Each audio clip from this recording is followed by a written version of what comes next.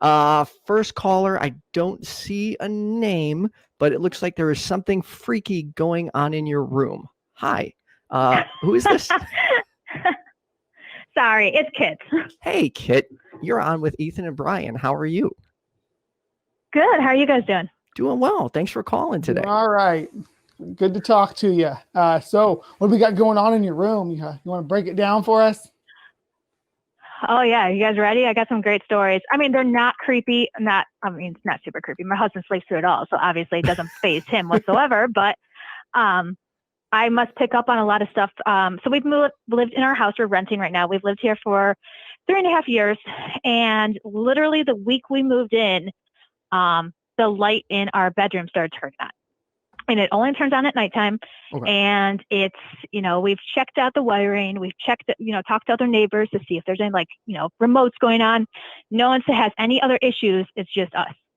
And so it's nightly, more than usually a nightly occurrence. And recently the activity seems to be picking up again, which I don't mind as much, but I'm more concerned for my kids since they're, my daughter's turning 5 tomorrow and my son is 3. And so both of them always want to sleep in our room and you can only handle that so much if you have me. So is it happening in their room?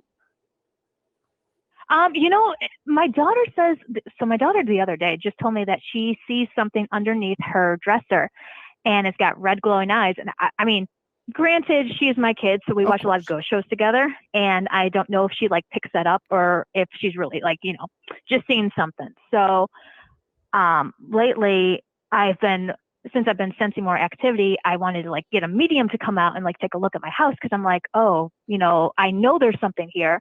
Maybe it's my half Mexican side, but I pick up all these vibes. And the other night, it was actually 4 nights ago now. Both my kids woke up. It was about 3:15 in the morning. Both woke up.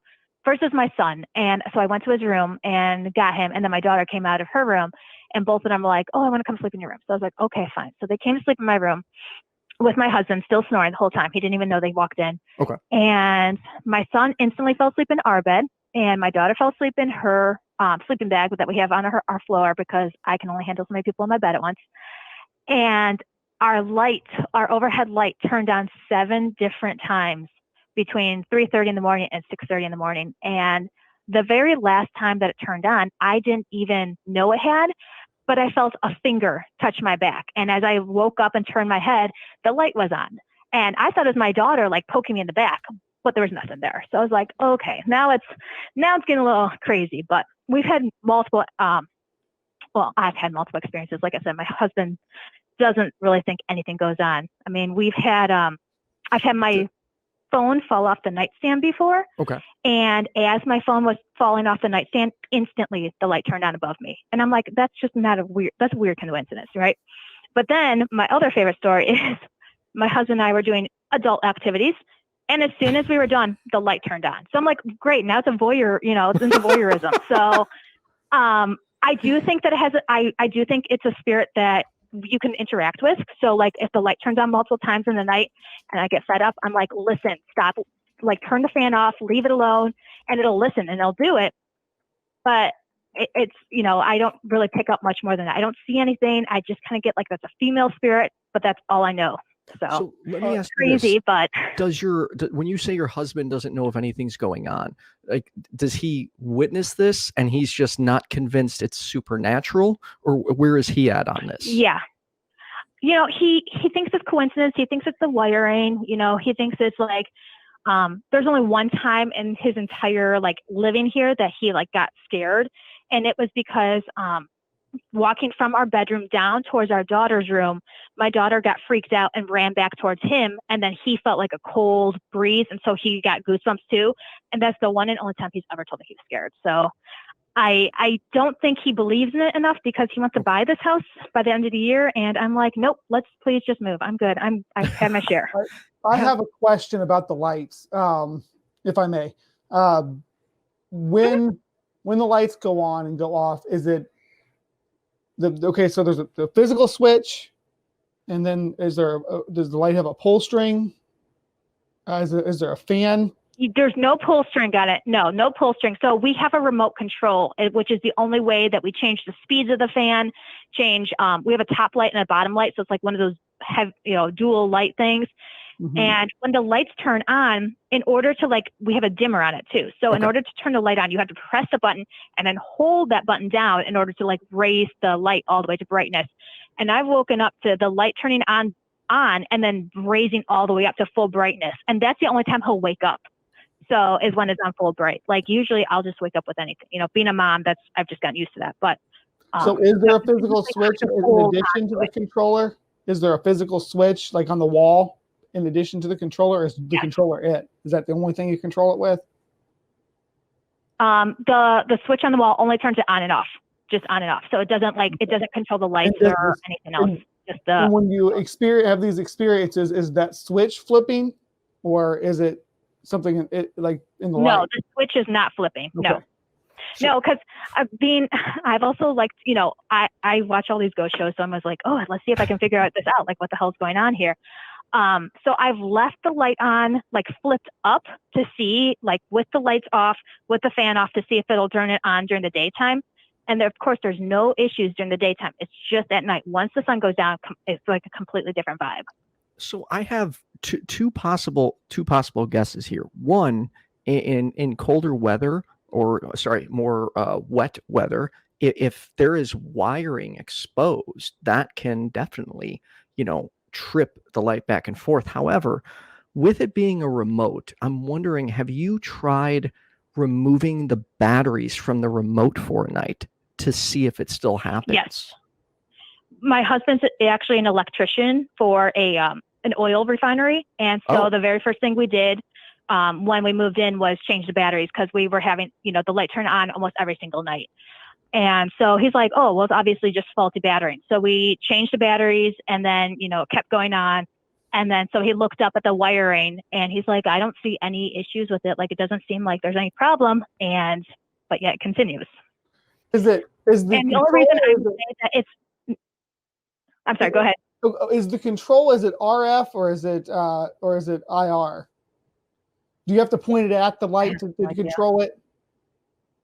Radio frequency or infrared frequency, or just the two things that most remotes have to control it. There's either controlled by a radio frequency that's kind of broadcast out, or a infrared frequency, which is actually pointed at it. So do you have to point the remote at the light to get it to work?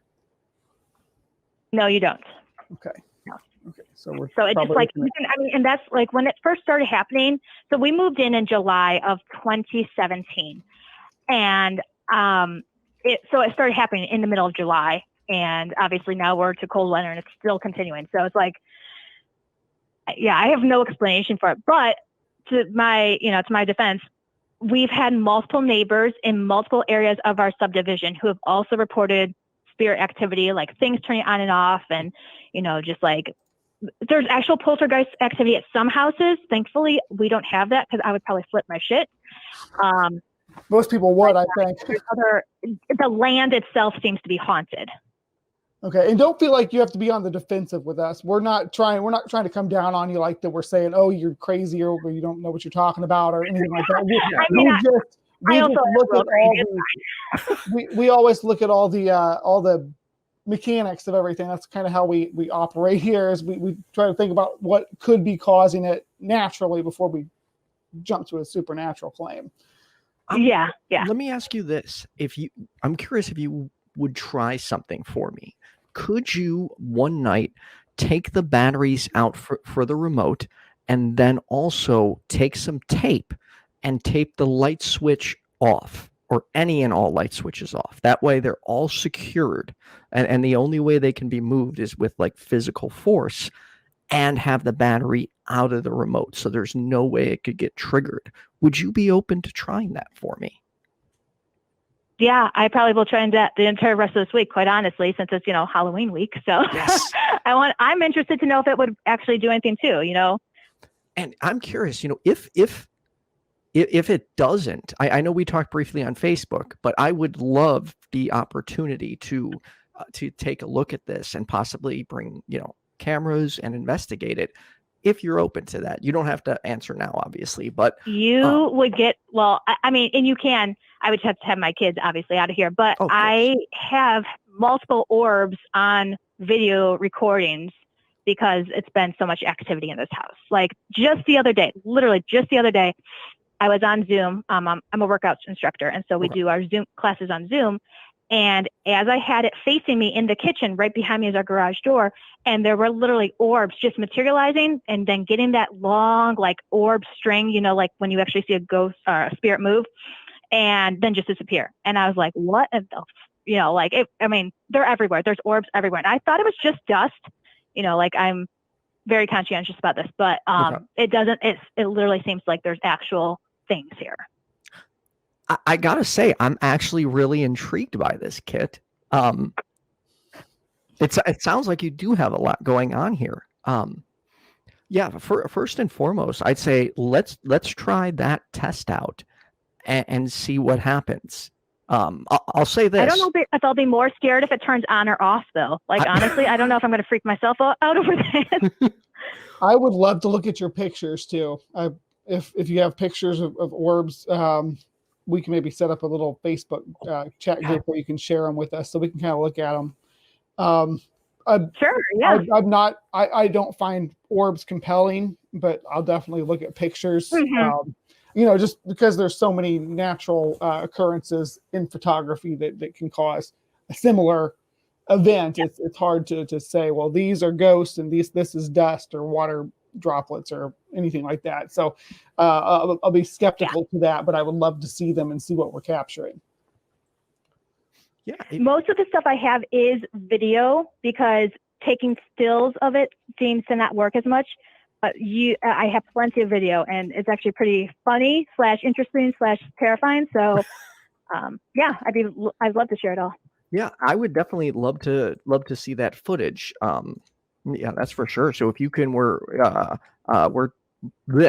connected together. Or footage of the lights going on and off. That would be amazing. If you could, like, I don't know if you could time lapse a camera or something like that. It'd be, you know, something to think about. But you know, I've considered putting a video camera while we're sleeping in here, but it like almost terrifies me to death to think that I could actually see something moving in here. So that's why I haven't done it. Yeah. Yeah, I could understand that. I mean, you could run a webcam like on your laptop and just record and just have it open and don't. But yeah, I get what you're saying about being like kind of doing a paranormal activity kind of thing, watching the film or watching the recording the next day. That would be scary if you are watching the recording and then all of a sudden you see something happening. I got to say that would be quite interesting to look into. I mean, it's interesting to watch other people do it, but to watch myself have to go, yeah, I don't know. Awesome. Well, Kit, I really appreciate you taking the time to tell this story. And then if you could send me that footage and I'll bring it into a chat with Brian. And then also let me know how that test goes, because I'm not only intrigued by this, I'm excited that we live somewhat close to each other and there may be the opportunity to investigate something like this. Yeah, definitely. Awesome. Well, thanks, Kit. I hope you enjoy the rest of your week, and I appreciate you taking the time to call us and share your story. No problem. Thanks, guys. Thanks, Kit. All right, bye. I gotta say, I'm intrigued by this, Brian. I really want to see what's going on here. I know. I could see you light up when she was talking about it. Like, yes, I'm going to go see what's going on. Yes, because it's not often something like this happens so close, and from what she's saying, so consistent that I may actually be able to see something like this. That's why, dude, when people say I'm closed-minded, I got to laugh because this stuff intrigues me. It's fascinating. And the idea that, or even the possibility that something could be going on intrigues me. But me wanting it to go on doesn't mean I'm going to, let it supersede my skepticism.